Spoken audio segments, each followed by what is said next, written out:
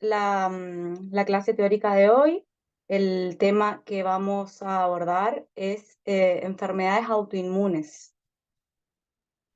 Lo que podemos traducir como que son enfermedades donde el cuerpo ataca por error al tejido sano. Específicamente vamos a hablar de dos patologías, el síndrome de Sjögren y el lupus eritematoso. El síndrome de Sjögren es un trastorno autoinmunitario crónico de etiología desconocida.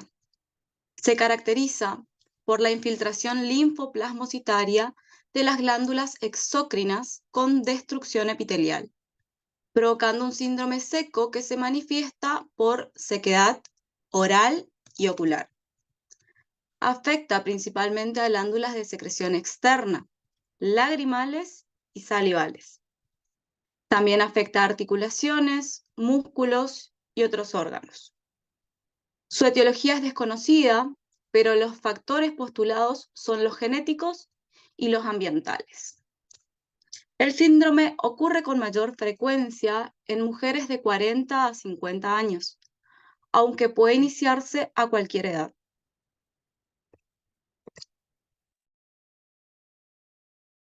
Formas de presentación de esta enfermedad. Tenemos al síndrome de Sjögren primario, que se caracteriza por presentar sequedad en ojos y boca sin otro trastorno autoinmunitario. Y el síndrome de Sjögren secundario o asociado, que cursa con xeroftalmia y o xerostomía menos intensa que el síndrome de Sjögren primario y está asociado a una enfermedad o situación autoinmune bien identificada, como en el caso de la artritis reumatoide. Los dos tipos son frecuentes, sin embargo, los síntomas del primario son muchos más manifiestos.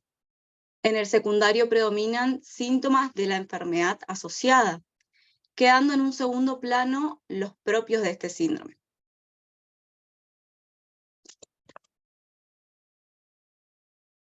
Entre sus manifestaciones bucales, vamos a decir que la saliva comienza a hacerse más espesa y disminuye en forma considerable, llevando a la xerostomía. Las mucosas se observan secas y opacas. En la lengua predominan pseudomembranas, fisuras, aftas, atrofia o hipotrofia de las papilas. En los labios podemos encontrar aftas, quelitis angular, labios secos y descamados. En la mucosa yugal, falta de brillo característico, la mucosa se presenta seca con un aspecto áspero y son frecuentes las aftas y las aftoides. En el paladar, las rúas palatinas son más prominentes, el aspecto es seco, áspero y acartonado. En las encías se puede presentar enfermedad gingival o periodontal.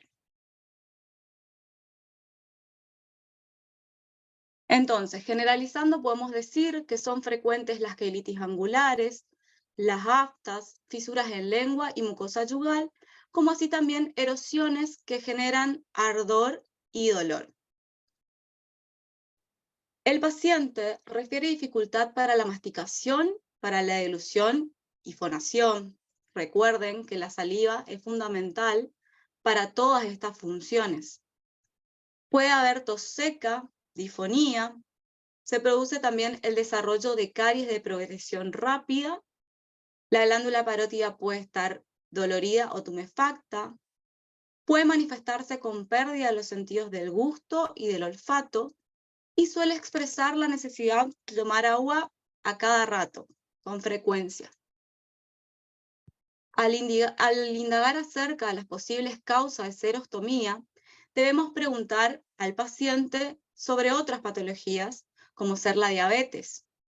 El mal control de la glucemia puede generar el aumento de la sequedad bucal. También podemos preguntar si se realizó radiaciones de cabeza y cuello, ya que la radiación externa puede dañar a las glándulas salivales. Si tiene infección por HIV, ya que esta enfermedad produce manifestaciones salivales similares. También algunos medicamentos son capaces de producir esta serostomía, como los diuréticos, anticolinérgicos, incluyendo antiparkinsonianos, medicamentos para enfermedad de Alzheimer, depresión y rinitis alérgica. Entre sus manifestaciones generales, el síndrome de Sjögren puede estar acompañado de manifestaciones gastrointestinales como reflujo, dispepsia, diarrea, constipación, también enfermedades pulmonares, tos crónica, bronquitis recurrente, vasculitis cutánea, neuropatía periférica, linfadenopatías, nefropatías. Suele haber fiebre no asociado a un proceso infeccioso. El paciente tiene fatiga. Es posible observar un cambio de color en manos y pies. Se presenta dolor articular e inflamación articular, ganglios inflamados. A nivel ocular, se manifiesta sequedad de la mucosa conjuntival, aumento de la fotosensibilidad, sensación de arenilla y ardor y visión borrosa. En un 30% de los casos se asocia a artritis reumatoide. Por las múltiples manifestaciones que provocan incomodidad al paciente, también puede causar síntomas de depresión o ansiedad en los momentos de exacerbación de esta enfermedad. El diagnóstico. Al ser una enfermedad con múltiples manifestaciones clínicas, se dificulta su diagnóstico. Se sospecha en presencia de los síntomas dados por la sequedad ocular y oral y con pruebas positivas para los anticuerpos anti-SSA y anti-SB. Debemos realizar exámenes complementarios. El profesional dispone de diversos exámenes a la hora de realizar el diagnóstico. Uno de ellos es la biopsia de la glándula salival, generalmente una glándula salival menor del labio, con el objetivo de verificar su normal funcionamiento. La sequedad bucal puede evaluarse objetivamente recogiendo saliva sin estimulación previa. El paciente saliva en un tubo cada minuto durante 15 minutos. La recolección menor a 1,5 mililitros en 15 minutos sería un resultado positivo. Otros exámenes a solicitar pueden ser la cialografía contrastada o la serología.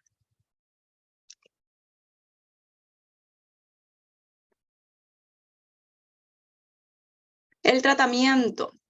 Al tratarse de una patología compleja y de difícil diagnóstico,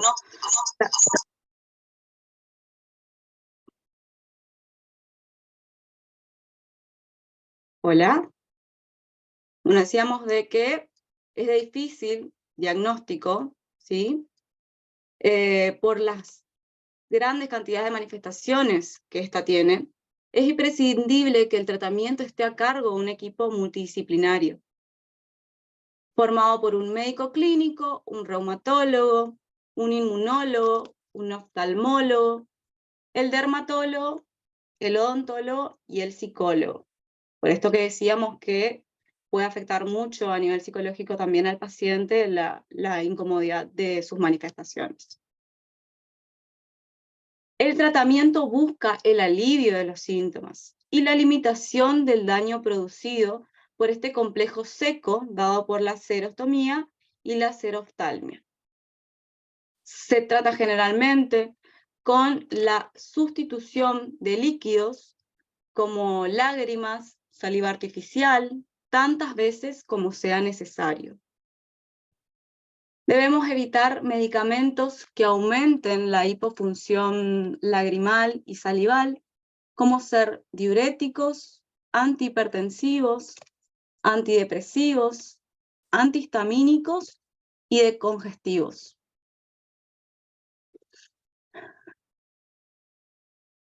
Algunos factores como el cigarrillo, bebidas alcohólicas, comidas secas, también deben evitarse. Resulta importante la higiene bucal, ingerir líquido abundante y sustitutos de la saliva. Se puede recomendar el uso de anteojos para evitar la irritación ocular debido al aire, el polvo y la luz. También se puede recomendar el empleo de humidificadores nocturnos para contrarrestar la sequedad de los ojos. Podemos decirle también al paciente que evite alimentos muy salados, picantes, duros, ásperos, secos, y tener en cuenta que estos alimentos no tienen que estar a temperaturas muy elevadas para evitar la irritación de las mucosas.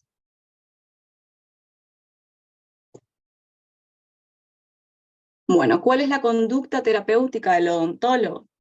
El odontólogo debe tratar de aliviar los síntomas, limitar los daños que ocasiona la xerostomía. Se puede realizar topicación con flúor para reponer minerales en los dientes, prescribir al paciente el uso de sustitutos de saliva, fármacos que ayuden a las glándulas salivales a producir más saliva, como la pilocarpina y la cevimelina. La pilocarpina se indican 5 miligramos 3 veces al día, 30 minutos antes de las comidas. ¿Cuál es el problema de esto? Que puede presentar efectos adversos como sedación y síntomas gastrointestinales, y no puede usarse en pacientes con asma, bronquitis crónica, glaucoma o EPOC. En el caso de la cevimelina, se utilizan 30 miligramos 3 veces al día. Esto también aumenta la secreción de la saliva y no van a tener efectos adversos como la pilocarpina. Es importante, además, realizar el control periódico del estado bucal de los pacientes, insistiendo en la realización de buenas técnicas de higiene.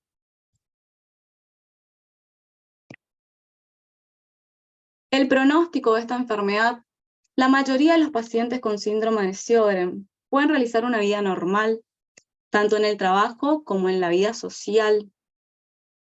Su carácter crónico suele tener un efecto adverso sobre la calidad de vida de los pacientes que la sufren. Tiene con frecuencia un curso variable con periodos de exacerbación y remisión de estos síntomas. Como es una enfermedad crónica, aparecen complicaciones que muchas veces van a requerir tratamientos más fuertes. Por eso, lo del equipo multidisciplinario con el que vamos a trabajar.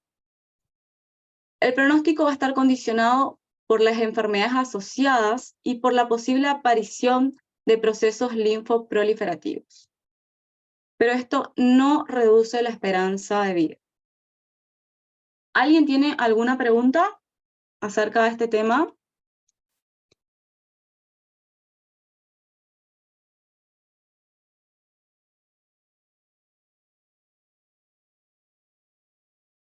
¿Podemos seguir? Sí, doctora. Sí, doctora. Bien. El siguiente tema que dijimos que íbamos a tratar es el lupus eritematoso.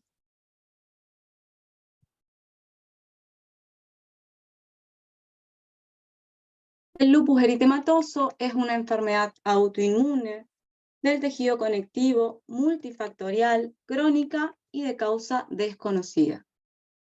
Dependiendo de sus características clínicas, se puede ubicar en un espectro de enfermedad que va desde un polo cutáneo a un polo sistémico.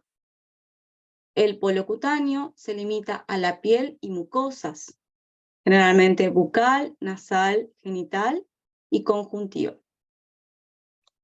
El polo sistémico posee un potencial de afección mucocutáneo y sistémico que involucra múltiples órganos, como el sistema nervioso central, renal, musculoesquelético y cardiovascular.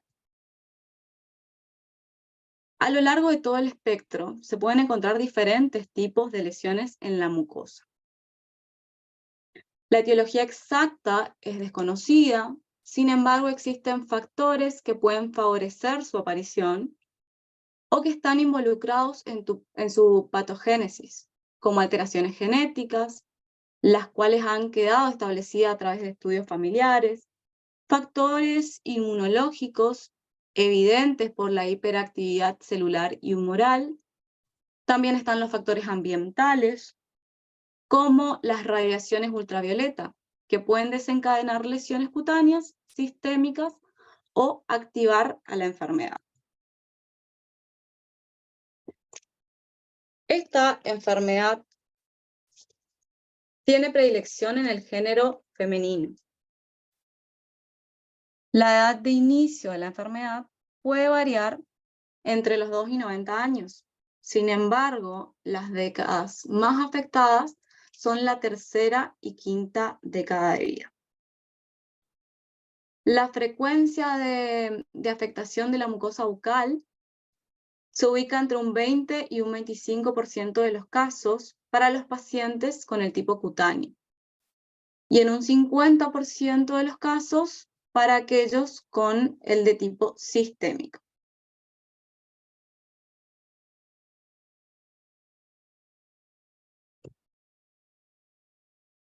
También es una enfermedad con muchísimas manifestaciones bucales y generales. Las lesiones bucales en el lupus eritematoso suelen ser asintomáticas, razón por la que generalmente pasan desapercibidas. De aquí la importancia del examen clínico bucal sistematizado y de rutina para estos pacientes. Cuando refieren sintomatología dolorosa, generalmente pueden estar asociados a trauma por el cepillado. Cuando están presentes, las lesiones bucales son muy dolorosas y también muy llamativas. Independientemente del tipo de la enfermedad, estas tienen características similares desde el punto de vista clínico. Se pueden presentar como erosiones en mucosas, placas de superficie descamativa o fisura con tendencia hemorrágica, ulceraciones o erosiones dentro de placas o estrías blancas irradiadas, que comúnmente son llamadas lesiones discoides. Podemos encontrar también máculas eritematosas extensas, que pueden o no estar acompañadas de áreas ulcerativas o erosionadas.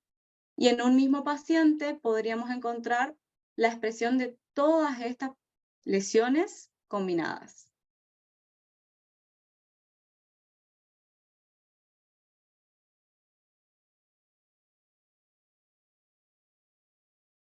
El tamaño de las lesiones puede ser variable. Las úlceras, por ejemplo, pueden ir desde una pequeña erosión superficial hasta un área francamente ulcerada, grande, alargada.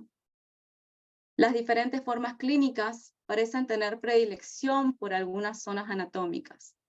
Así, por ejemplo, las placas descamativas se desarrollan generalmente en la semimucosa labial. Las lesiones discoideas o erosiones asociadas a ulceraciones suelen estar en los carrillos. Las máculas o placas eritematosas asociadas o no a ulceración o erosión también se presentan en paladar duro. Durante los episodios sistémicos agudos pueden verse eritema, petequias, ulceraciones dolorosas y hemorragia gingival. Existen lesiones discoideas bucales descritas por algunos autores como atípicas, debido a que no poseen el aspecto clásico de estrías blanquecinas irradiadas de un centro atrófico o ulcerativo, y lo interesante de esto es que muchas veces se tiende a llegar a un mal diagnóstico o a confundirlo con un líquen rojo plano.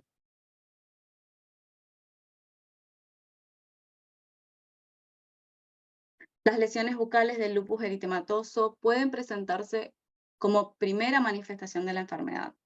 Suelen ser asintomáticas y su presencia es un criterio importante para arribar al diagnóstico. Las localizaciones anatómicas de la cavidad bucal más frecuentes son el paladar, la semimucosa labial y los carrillos. En cuanto a manifestaciones generales, el paciente puede presentar dolor muscular y de articulaciones, enrojecimiento de las mejillas y de la nariz, inflamación de la pleura y tejido del corazón, problemas renales, dolor de cabeza y migraña, fatiga extrema, debilidad y anemia.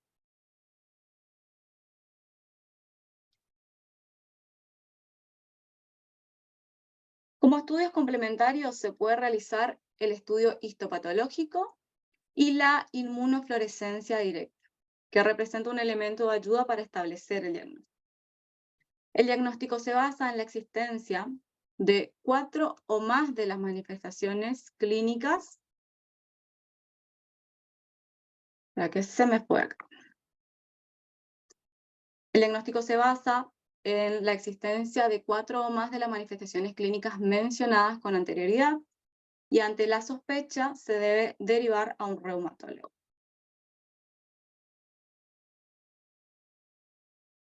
En cuanto al tratamiento, aunque no hay cura para esta patología, los tratamientos médicos actuales se enfocan en mejorar la calidad de vida de los pacientes, controlar los síntomas y minimizar los brotes.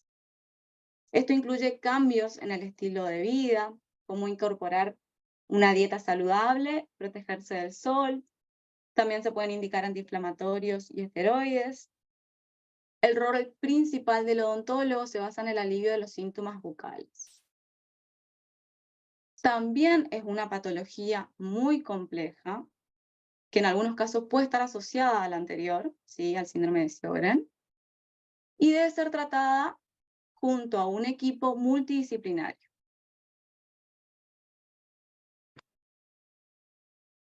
Como habíamos dicho, conformado por un médico clínico, reumatólogo, inmunólogo, oftalmólogo, dermatólogo, odontólogo y psicólogo.